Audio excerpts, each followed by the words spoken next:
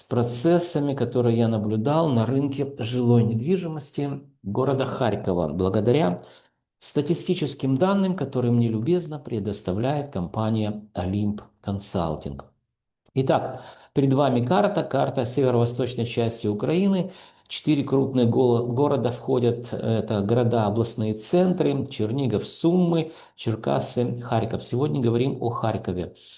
Расскажу, как пользоваться данной информацией. Перед вами легенда карты, видите, вот город Харьков и легенда карты это называется. И по основным характеристикам давайте пройдем. Население довоенное, друзья, 1 миллион 419 тысяч.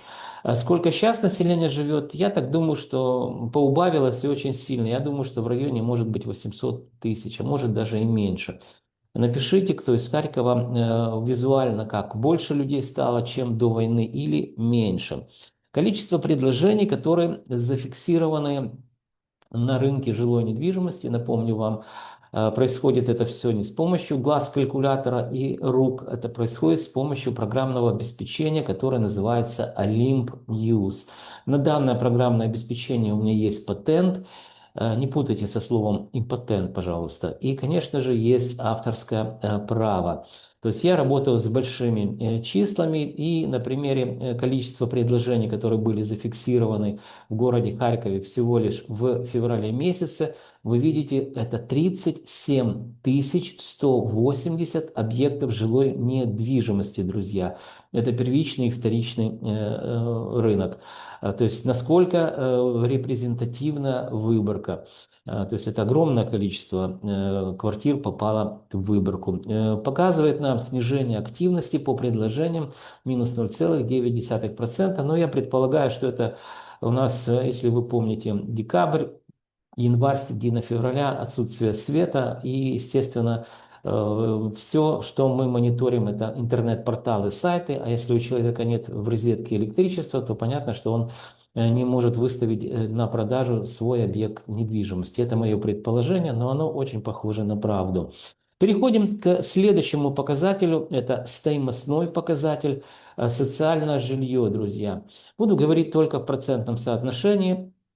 Видим, что, друзья, безумие продолжается, рынок недвижимости города Харькова продолжает расти. Февраль месяц, рост плюс 0,34%, это социальное жилье.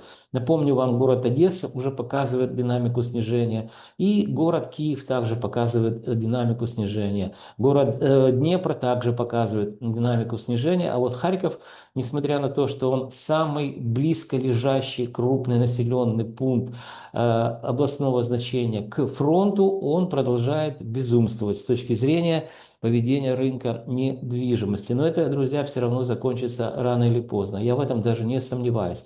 Итак, зафиксировали динамику роста. Аренда, друзья, также выросла за квартал. Мы сравниваем третий квартал с четвертым кварталом. Это долгосрочная аренда, значит, выросла на 1,35%.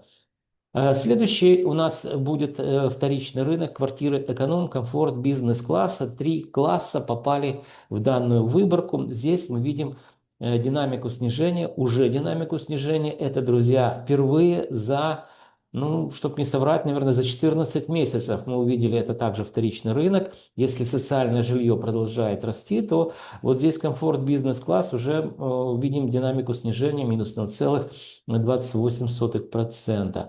Первичный рынок показал нам также динамику снижения. Это квартиры эконом-класса на минус 0,36% за месяц. Первичный рынок комфорт, бизнес-класс также продолжают нам показывать динамику снижения на 0,11%. И это, друзья, еще раз напомню, впервые за 14 месяцев мы видим вот такой, ну, вот эти процессы, да, уже, которые показывают о снижении стоимости квадратного метра. Незначительно, это колебательные процессы.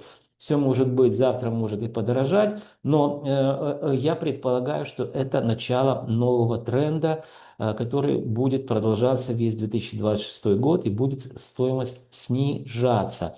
Первичный рынок квартиры элитного класса показали нам снижение минус 0,07% за месяц. Ну что, друзья, переходим